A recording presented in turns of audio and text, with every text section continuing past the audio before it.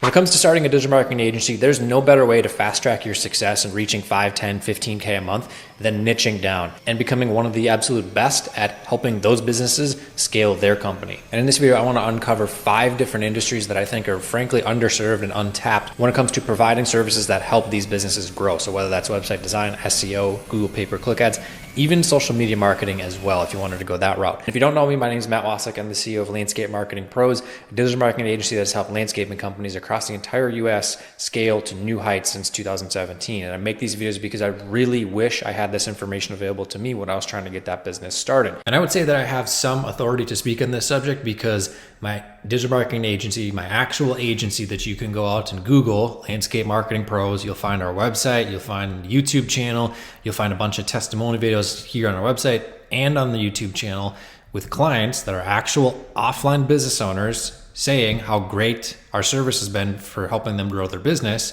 And the reason that I show you this, not to brag and say that I'm the best agency owner ever or anything like that, it's to show you that I actually walk the walk and talk the talk, because there's so much garbage out there with people showing you their course sales and they're rebranding that as their quote unquote SMMA, or they are showing you affiliate income or whatever it is. When you come to my channel, I want to show you what it's actually like to build this type of business from scratch and really give you the information I wish I had in 2016, 2017, 2018, 2019, when I was struggling all those years, and even part of 2020, frankly, too, to try to get this stuff to work. And then once it finally clicked, really 2021 is when things kind of got going. I had my first consistent 6 to 8K recurring revenue months. And then 2022 is when things really ramped up and I had my first $25,000 month. And again, this is on a recurring basis. And ever since then, it's been consistently between $25,000 to $35,000 in monthly recurring revenue. So the past couple of years, about 800K in net revenue after Stripe fees. And this is at a very nice margin because there is no ad spend or anything like that to inflate this number.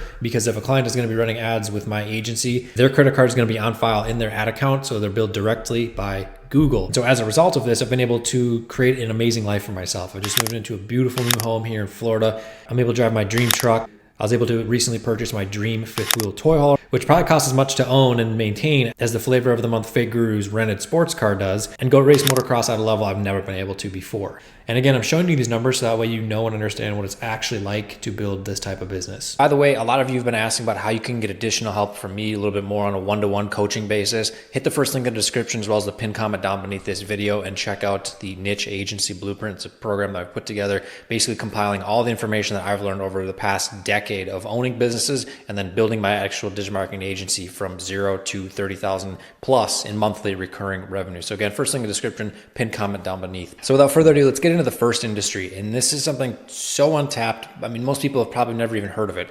Garbage can cleaning services. You heard me right. Cleaning the garbage cans, the ones that are at people's houses that you take to the road when the garbage pickup service comes through. And this is something that I see in really its infant stage as a business as a whole, not necessarily for even marketing agencies, but it's truly untapped if you're a marketing agency. A lot of people don't even really know that this exists yet. And this is such an easy, convenient service. It's very affordable. I found a company has their pricing on their website. We're talking 20, 30 bucks a month, 60, 70 bucks every 6 months. Very, very, very affordable. And it's something that's just a no-brainer. The truck comes to the house and it has a boom that lifts up the can. It puts it on top of their truck and it sprays it all out and then takes the water and everything like that. It's completely hands-off for the homeowner. This is something that I see continuing to grow more and more. And the reason that I believe that it's in its infant stage is because if you look at garbage can cleaning services near me, there's less than 10,000 searches per month. That's not to say that there isn't a ton of volume for it, because as more and more people become aware that the service is a thing that they can actually purchase, it's going to only continue to grow. And the cool thing about this industry is that just about every company that does power washing services could essentially have the same equipment already to do this work if they so choose. The nice thing is that it is a recurring service, so that way these companies can count on that money that's going to be coming in month after month after month. Yes, it is a little bit lower ticket, so you're going to have to really focus on the companies that are minimum 250K in a year in revenue, or even upwards of 500K, because those are the ones that are going to know their numbers more, because they're going to have to focus on LTV.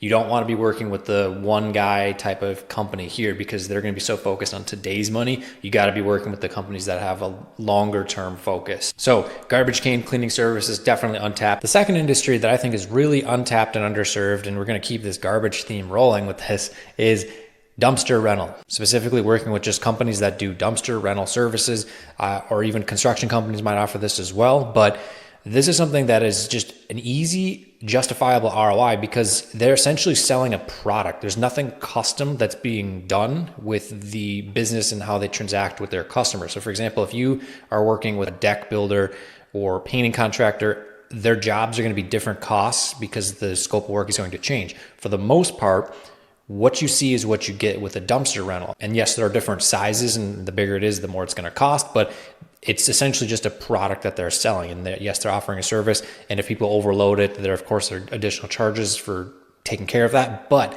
it's a very productized business, which makes it a little bit easier for an owner, if they know their numbers, to justify the ROI into a service program that's $1,500, $2,000, $3,000 a month, depending on what you're offering them. And so just some general numbers, I did a Google search on how much it costs to rent a dumpster for a week, and basically about $600 is the average. And then how you can justify this as a marketing agency owner to sell your service program to them. If a dumpster rental company has 2 to 3 trucks, I mean, heck, they could even do this with 1 truck. They'd just be really busy, but then they have 30 roll-off dumpsters and they kind of manage things very well, have a good CRM and everything like that.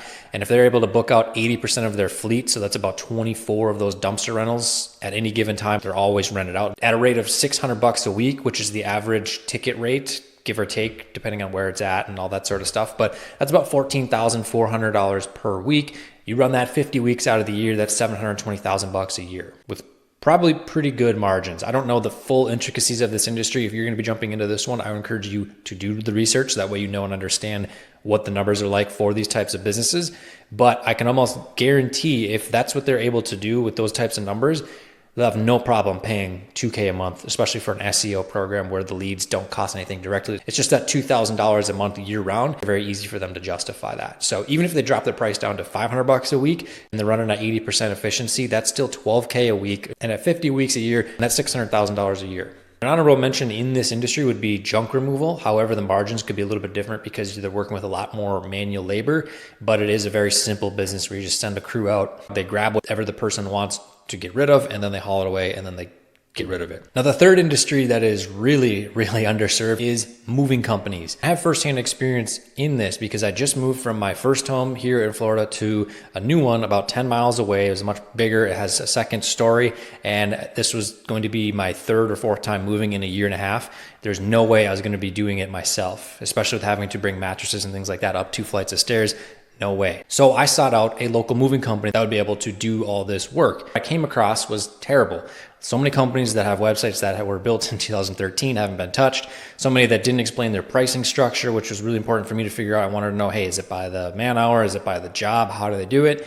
And then also their process of just how do they do things. That's the things that I wanted to know because I was going to be having them move expensive items. I wanted to know, is my stuff going to be secure? Is it going to be flying around in the truck and potentially get damaged, all that sort of stuff? And yeah, they have insurance for that, but I still don't want my stuff broken because then I have to go and get a new one and waste time with all that. So these are things that are very important. And these are things that consumers are thinking of when they're hiring a moving company. So when it came to how much it actually costs, and the reason I bring this up is so that way you understand what the potential margins could be. So that way you could work in a service program that helps these businesses make more money as a result. So for my move, it wasn't a whole lot of things at my first house. And I actually ended up moving some of my office things myself because I just didn't want anyone touching them because I just didn't want anything breaking. So this company billed by the man hour, and I believe the total for about 8 man hours plus their drive time factored in was about $600. And so one of the things that I noticed about this industry is that it's pretty high margin. It's really just the labor hours going into it. And then you have the truck insurance. And of course, they got workers' comp. And then there's the reusable supplies that they use, but they're relatively cheap once they're purchased. Things like moving blankets, some of the boxes that they allow you to use, like wardrobe boxes, things like that. But then they also upsell additional moving supplies with the packing and all that sort of good stuff. And so for a typical family that has 2 to 3 kids, husband, wife, they have all kinds of stuff, probably about 2 to 3, maybe $4,000, depending on how far they're going, or more than that, especially if they're going cross country. So the margin is absolutely there. But I was to be getting started and I was going to focus on moving companies, I would go and work with the local to regional movers, basically the ones that kind of just stick with the same metro area, maybe like a 50 to 100 mile radius of that.